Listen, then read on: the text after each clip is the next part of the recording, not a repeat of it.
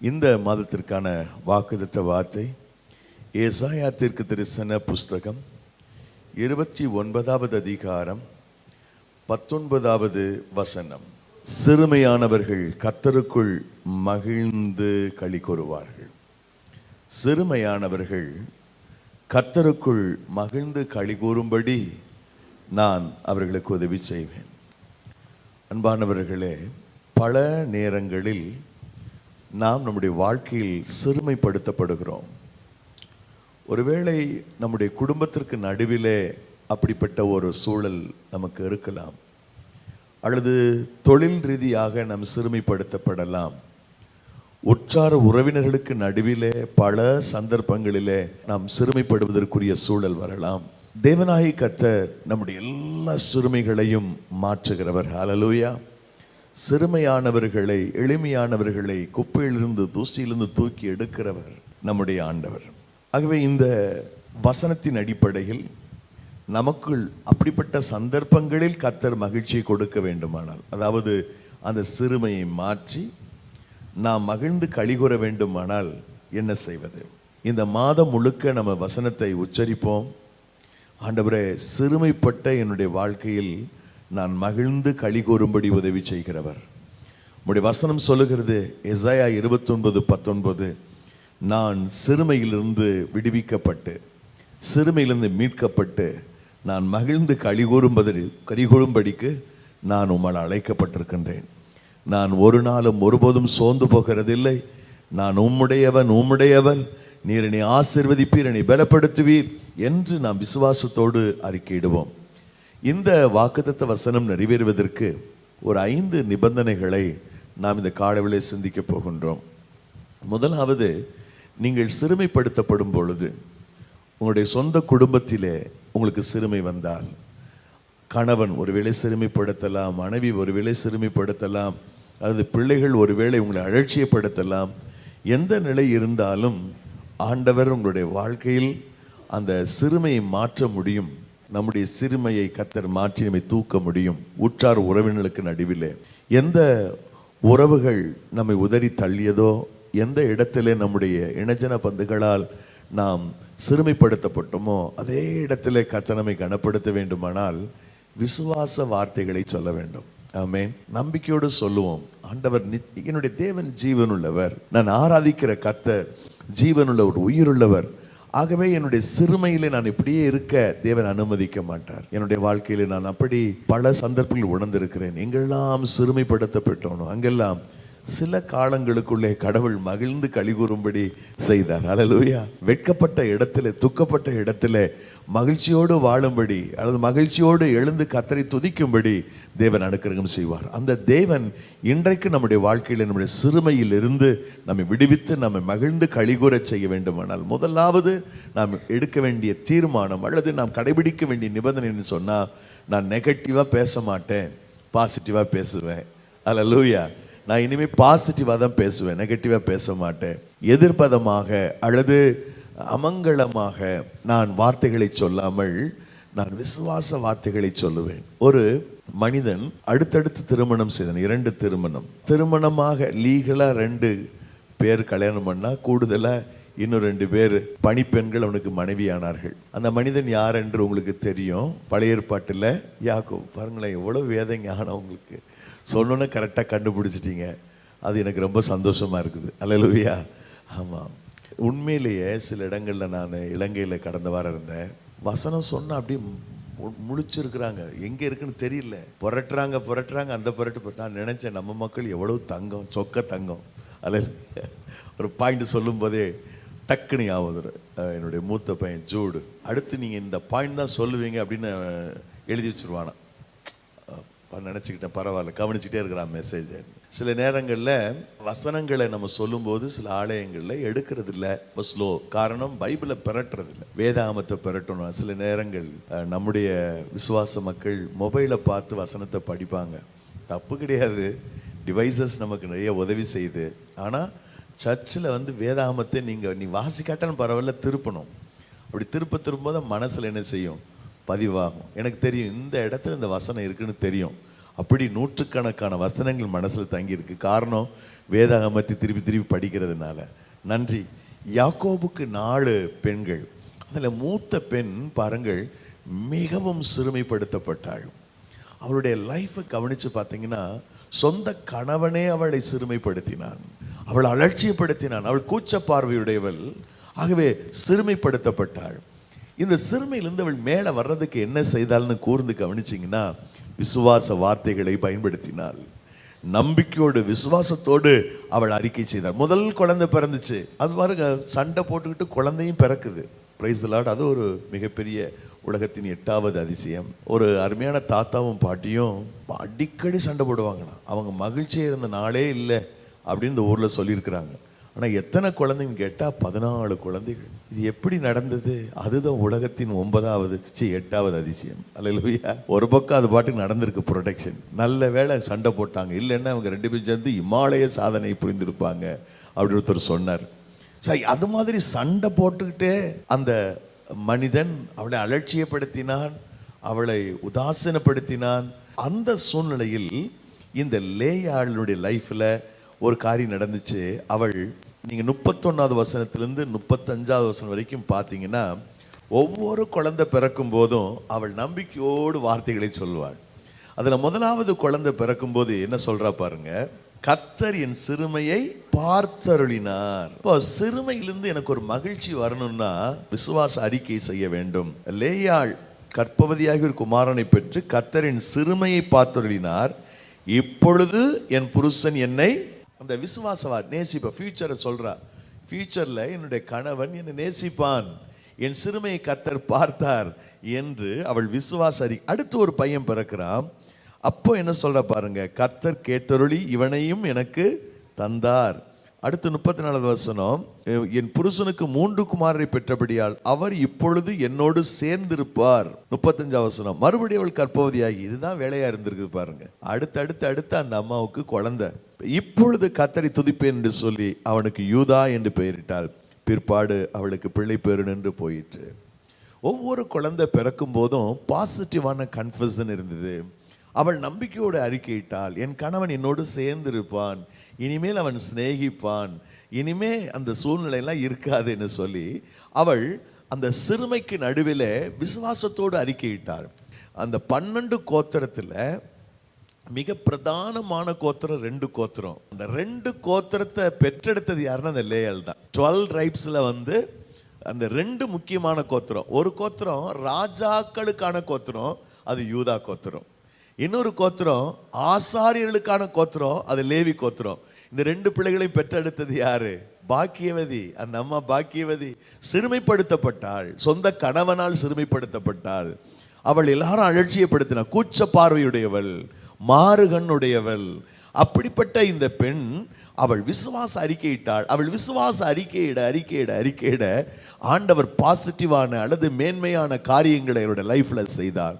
அந்த 12 கோத்திரங்களை பிரதானமான 2 கோத்திரங்களை பெற்றெடுக்கக்கூடிய ஒரு புண்ணியவதியாக கர்த்தர் லேயாளை கடாட்சித்தார். அல்லேலூயா. ராஜாக்களை தோற்றுவிக்கிற ஒரு கோத்திரம், ஆசாரியர்களை தோற்றுவிக்கிற கோத்திரம். புதிய ஏற்பாட்டில் ராஜரீக ஆசாரிய கூட்டம் இருக்கு பாருங்க.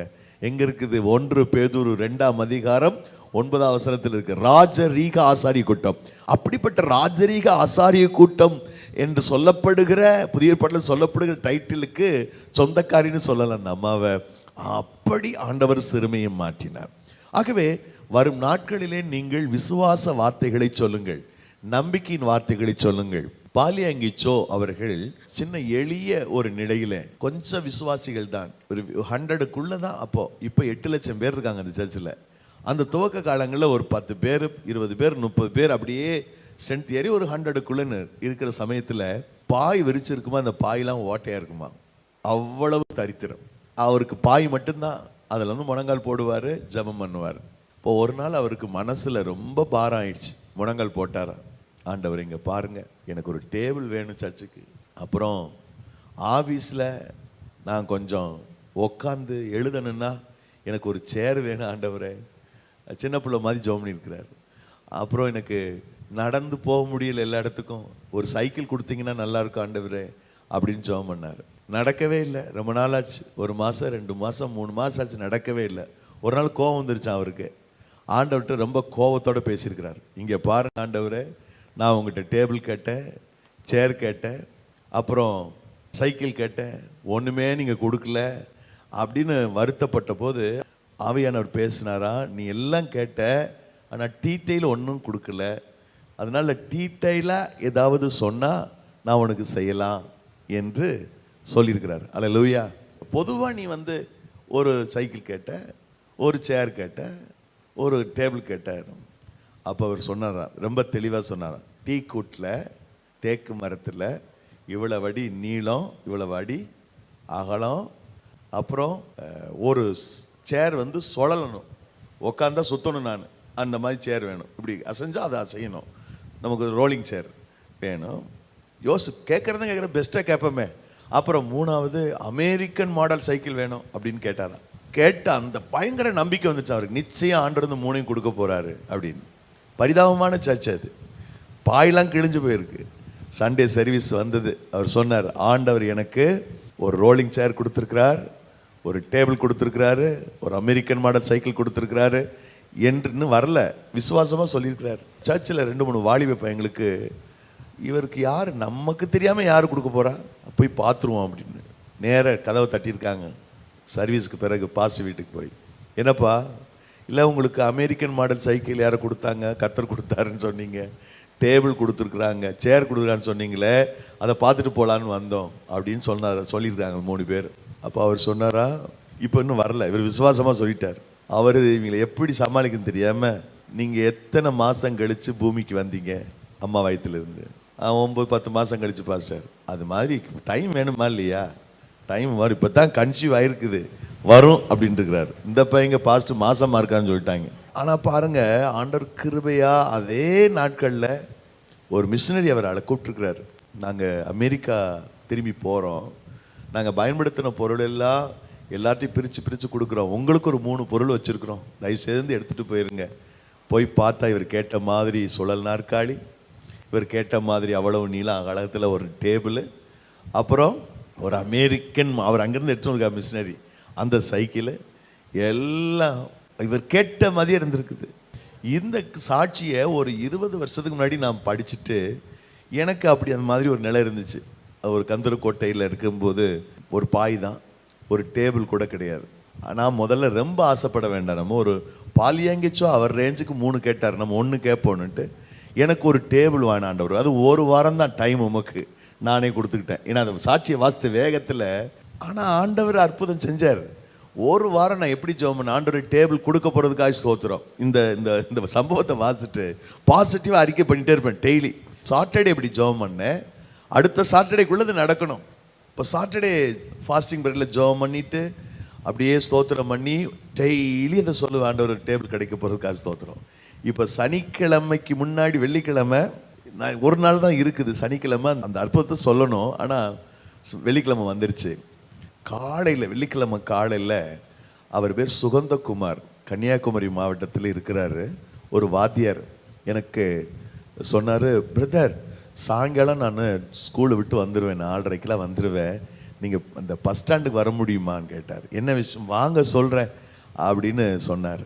சரி நான் போனேன், போய் அவர் எங்கே இருக்கிறான்னு தேடினேன். அவர் இறங்கினார். நீங்கள் வாங்க அப்படின்னு சொல்லி பக்கத்தில் ஃபர்னிச்சர் கடை கொண்டு போனார். இந்த டேபிள் உங்களுக்காக நான் நேற்றுக்கே வாங்கிட்டேன், இதை வச்சுக்கோங்க பிரதர், ஒரு டேபிள் வேணும் பிரதர், சர்ச்சுக்கு ப்ரேயர் நடத்துறதுக்கு ஒரு டேபிள் வேணும். எனக்கு ரொம்ப ஆச்சரியம், அன்றைக்கு இருந்த நிலையில் நான் எப்படி இந்த டேபிள் கேட்டனோ, பூட்டி வச்சுக்கிற மாதிரிலாம் வேணும் ஆண்டவரே அப்படிலாம் சொன்னேன். அதே மாதிரி டேபிள் கிடச்சிது. அல்லேலூயா. இப்போ உங்களுக்கு ஒன்று தோணுமே, நம்மளும் ஏதாவது லிஸ்ட்டு எடுத்துகிட்டு போவோம் ஆண்டவர்கிட்ட, இது மாதிரி ஜெபம் பண்ணி பார்ப்போம், உங்கள் விசுவாசத்தின்படி ஆகும். அல்லேலூயா. கர்த்தர் அப்படி ஒரு அற்புதம் செய்த விசுவாசத்தோடு நாம் அறிக்கையிடும் போது நம்முடைய சிறுமையை கர்த்தர் மாற்றுகிறார். நம்முடைய சிறுமையை கர்த்தர் மாற்றி அற்புதம் செய்கிறார். பல வருஷத்துக்கு பிறகு அந்த சகோதரரை சுகந்தகுமார் பிரதரை நான் கன்னியாகுமரியில் பார்த்தேன். என்னை பார்க்க வந்திருந்தார் அவர். அப்போ அவர்கிட்ட சொன்னேன், உங்களுக்கு தெரியுமா, நீங்கள் எனக்கு கொடுத்த டேபிள் இன்னும் பத்திரமா இருக்குது. அப்படியா, இன்னும் வச்சுருக்கீங்களா? ஆமாம், இன்னும் பத்திரமா வச்சுருக்கிறேன். 20 வருஷத்துக்கு முன்னாடி அவர் மூலம் கர்த்தர் செய்த இந்த அற்புதத்தை அவர்கிட்ட சொன்னேன், இன்னும் வச்சுருக்கேன் பத்திரமா. ஆக கர்த்தர் நம்முடைய விசுவாசத்தை கனப்படுத்துகிறார். லேயாள் அந்த சிறுமை மாறி அவள் மகிழ்ச்சியாக இருப்பதற்கு அவள் செய்த முதல் விஷயம் அதுதான், விசுவாச அறிக்கை செய்தாள். ஆகவே நம்முடைய லைஃப்ல விசுவாச அறிக்கையை நல்லா செய்வோம். ஆக விசுவாச வார்த்தைகளை சொல்லிக்கொண்டே இருப்போம். டே வில் கம், அது அந்த நாள் வரும், கர்த்தருடைய அற்புதம் நடக்கும். இரண்டாவது பிரியமானவர்களே, நம்முடைய சிறுமையை கர்த்தர் மாற்றினா கொஞ்சம் ஹார்ட் ஒர்க் பண்ணணும், கடின உழைப்பை எடுக்கணும். நம்ம இப்போ நான் இந்த சபை வளர்ச்சி அடையும்னு நான் சும்மா உட்காந்துட்டு இருந்தா ஒன்றுமே நடக்காது.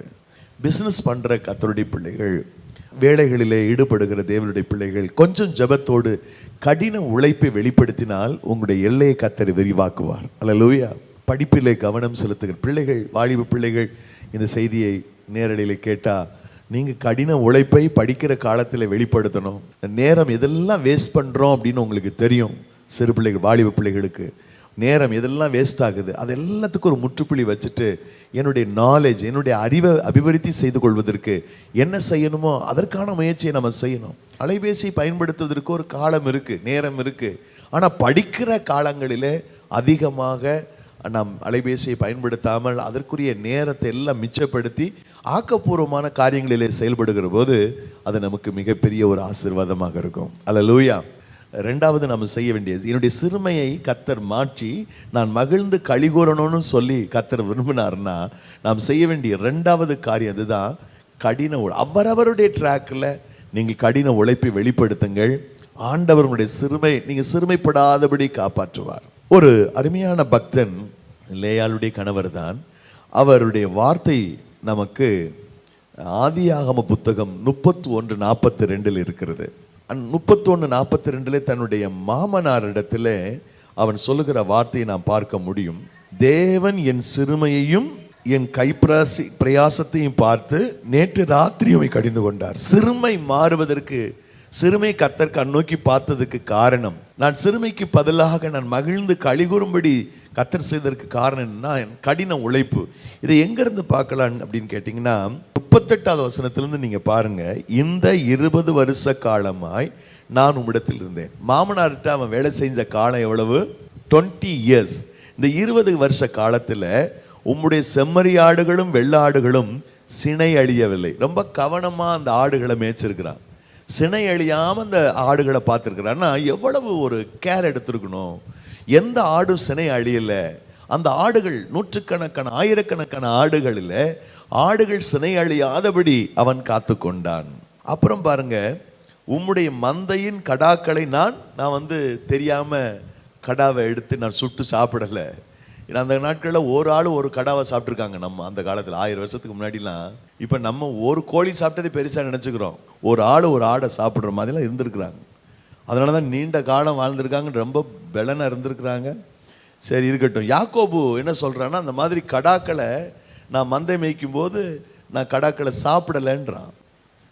ஒரு கடாவையும் நான் சாப்பிட்டுட்டு தொலைஞ்சு போச்சுன்னு சொல்லலை, நான் ரொம்ப கவனமாக இருந்தேன், உண்மையாக இருந்தேன்றான். அப்புறம் பீருண்டதை நான் உம்மிடத்தில் கொண்டு வராமல் அதற்காக நான் உத்தரவாதம் பண்ணினேன். எங்கேயாவது ஆடுகள் பீருண்டுச்சுன்னா, அதாவது துஷ்ட மிருகங்களால் பீருண்டு போனால் அதற்கு கணக்கை நான் சரியாக கொடுத்துருக்கிறேன்றான். அப்புறம் பகலில் களவு போனதையும் இரவில் களவு போனதையும் என் கையில், ஆமாம், இவன் சம்பளத்திலிருந்து அதுக்கெல்லாம் கொடுக்க வேண்டியிருந்தது. இவன் தான் மேய்ச்சான். ஆனால் பகலில் காணாமல் போச்சு, நைட்டில் காணாமல் போச்சு, களவு திருடிட்டு போயிட்டாங்க. அதுக்கெல்லாம் எண்ணி மாமனார் மருமகன்ட்ட பணம் வாங்கியிருக்கிறார். அப்புறம் பாருங்க, பகலிலே வெயிலும் இரவிலே குளிரும் என்னை பட்சித்தது. நான் ரொம்ப வேதனைப்பட்டேன். பகல்லாம் உஷ்ணம். நீங்கள் பாருங்க, இவன் இருந்த இடத்துல பாருங்க பயங்கர பாலைவனம் தான். அங்கே அந்த உஷ்ணத்தில் நான் ரொம்ப கஷ்டப்பட்டேன். நைட்டில் குளிர், இதெல்லாம் என்னை பட்சித்தது. நித்திரை என் கண்களுக்கு தூக்கம் இல்லை. 20 வருஷமா நான் சரியாக தூங்கலை. அப்புறம் இவ்விதமாய் பாடுபட்டேன். இவனுடைய லைஃப்பில் அந்த சிறுமை மாறினதுக்கு காரணம் என்ன? he was hard worker. அவன் மிக கடினமாக உழைக்கின்ற ஒருவனாக இருந்தான். அப்புறம் பாருங்க 41, இந்த 20 வருஷ காலம் உம்முடைய வீட்டில் இருந்தேன். 14 வருஷம் உம்முடைய 2 குமார்த்திகளுக்காகவும் 6 வருஷம் உம்முடைய மந்தைக்காகவும் உம்மிடத்தில் சேவித்தேன். 10 முறை என் சம்பளத்தை மாற்றினீர். 10 முறை சம்பளம் மாறிச்சுன்னா சம்பளத்தை கூட்டல, அந்த ஆளு குறைச்சிருக்கிறான். சதவிகித கணக்காக இருந்திருக்குன்னு நினைக்கிறேன். அதெல்லாம் கணக்கு பண்ணும்போது இவனுடைய சம்பளம் கூடிட்டே போகுது அவன் பார்வையில். அதனால அந்த சதவீத கணக்கை குறைக்கிறான். குறைக்க குறைக்க குறைக்க குறைக்க அவன் மேலே போயிட்டு தான் இருந்தான். ஆக என்னுடைய சிறுமையை ஆண்டவர் பார்த்து ஏன் பார்த்தாருன்னா, கடின உழைப்பை வெளிப்படுத்தினதுனால நம்ம ஹார்ட் ஒர்க் பண்ணுறோம், அதை பரலோகத்தின் தேவன் பார்க்கிறார்.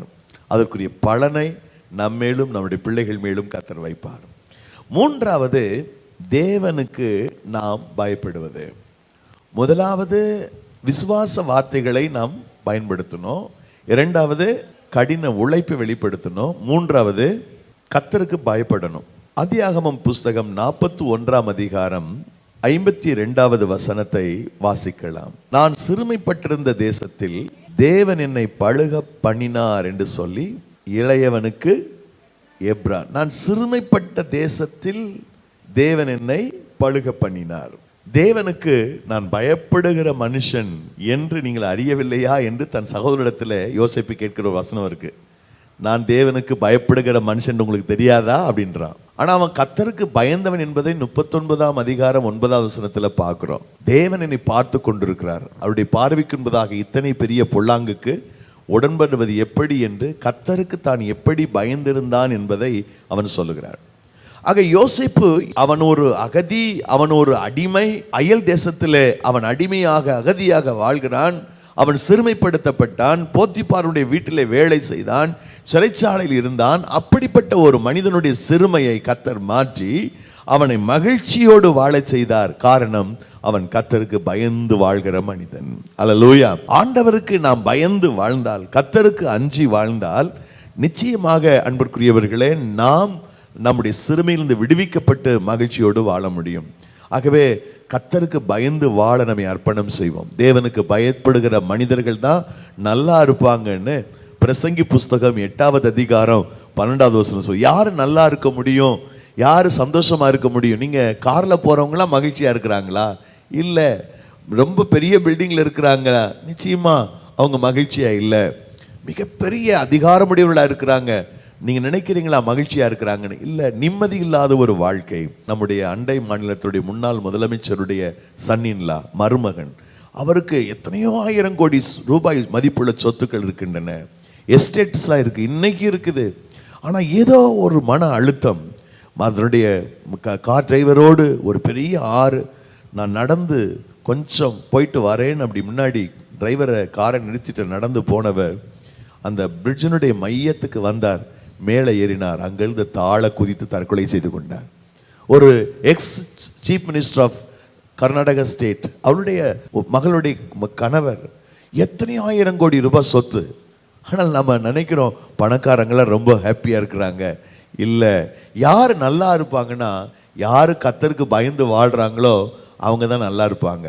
பிரசங்கி புஸ்தகத்தில் 12ஆம் அதிகாரம் 13ஆம் வசனத்தில் நீங்கள் பார்த்தீங்கன்னா, எல்லார் மேலும் இருக்கிற விழுந்த கடமைன்னு ஒன்று இருக்குது. அது என்ன கடமை? ஏன் அதை அந்த பிரசங்கி எழுதி வச்சிருக்கிறான்? ஆவியான ஒரு பிரசங்கி வழியாக அந்த வசனத்தை ஏன் சொல்லணும்? 12th chapter verse number 13 என்ன சொல்லுது பாருங்க வசனம். அந்த புக்கை முடிக்கும் போது எழுதுறார், காரியத்தின் கடை தொகையை கேட்போமாக, தேவனுக்கு பயந்து அவருடைய கற்பனைகளை கைக்கொள். எல்லா மனுஷன் மேல் விழுந்த கடமை அதுதான். ஏன்னா அப்பதான் மனுஷன் நல்லா இருக்க முடியும். அதனாலதான் 8ஆம் அதிகாரம், அந்த புத்தகத்தின் 8ஆம் அதிகாரம் 12ஆம் வசனத்துல அந்த வார்த்தை சொல்லுது, பாவி 100 தரம் பொல்லாப்பை செய்து நீடித்து வாழ்ந்தாள் என்ன, தேவனுக்கு அஞ்சி அவருக்கு பயந்து இருக்கிறவர்கள் நன்றாயிருப்பார்கள். இப்ப நம்ம நல்லா இருக்கணும், நம்ம சிறுமையிலிருந்து விடுவிக்கப்படணும் அப்படின்னு சொன்னா, அன்பானவர்களே, நாம் செய்ய வேண்டிய மிக முக்கியமான காரியம் கர்த்தருக்கு பயப்படணும். 4வதாக, ஆண்டவரை நோக்கி கூப்பிடுங்கள். ஏதாவது ஒரு சிறுமை உங்களுக்கு வருகிறதுன்னு சொன்னா, சிறுமைப்படுத்தப்பட்டா முழங்கால் போட்டு ஆண்டவரிடத்தில் முறையிடுங்கள். அவரை நோக்கி கூப்பிடுங்க. ஆண்டவரை, இப்படி என்னுடைய அலுவலகத்தில் என்னை சிறுமைப்படுத்துகிறார்கள், அலுவலகத்தில் இப்படி என்னை மோசமாய் நடத்துகிறார்கள், என்னுடைய உறவுகளுக்கு நடுவில் என்னை கேவலமா பார்க்குறாங்க, நான் வேலை செய்கிற இடத்துல இந்த சூழல் இருக்கிறது. ஆண்டவரிடத்தில் நீங்கள் கூப்பிடுங்கள், அவரை நோக்கி பாருங்கள், அப்பொழுது காரியத்தை கர்த்தர் உங்களுக்கு சாதகமாய் மாற்றுவார்.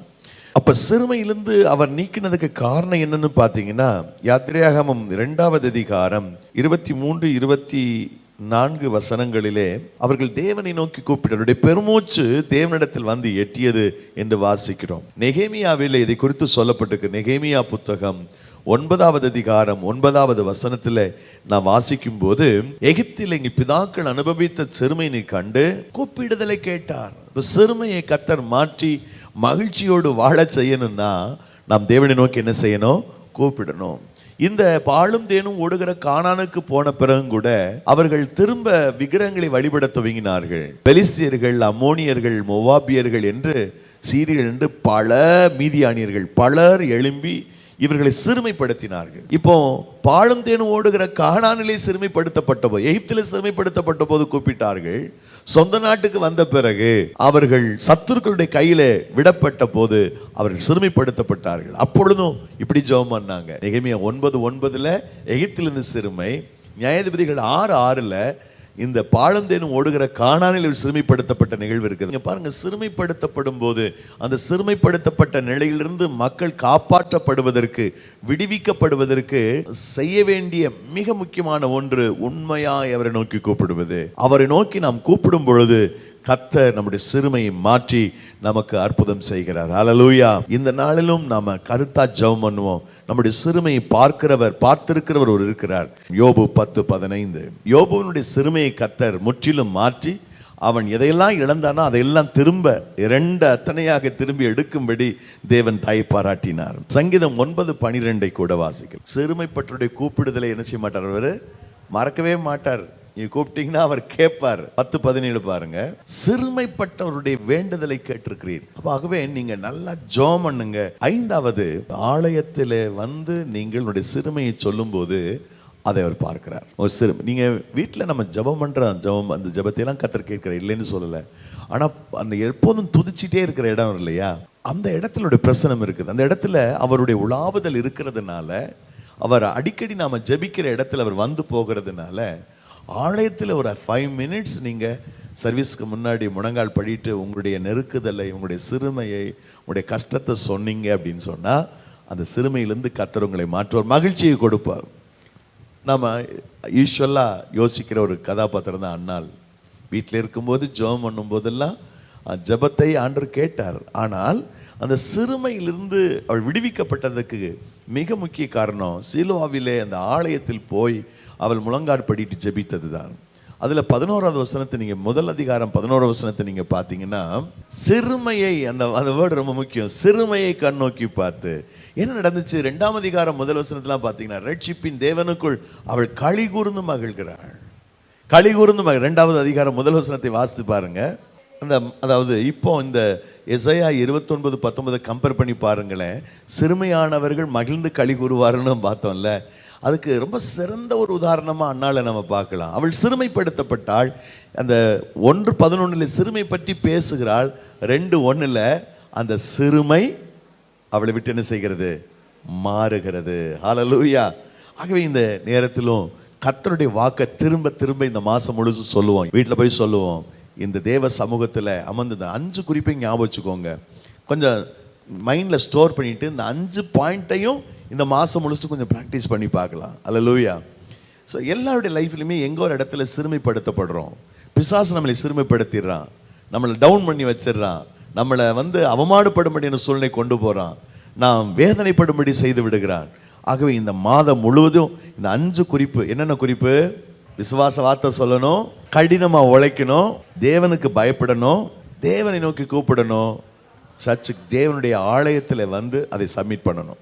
இதை நம்ம முடிஞ்ச வரைக்கும் கர்த்தருடைய சமூகத்தில் நாம் தீர்மானித்து ஒப்பு கொடுப்போம். கர்த்தர் நம்முடைய சூழ்நிலைகளை மாற்றுவார். ஹல்லேலூயா. சிறுமையை கண்ணோக்கி எழும்பி நின்று தேவனை நோக்கி பார்க்கலாம்.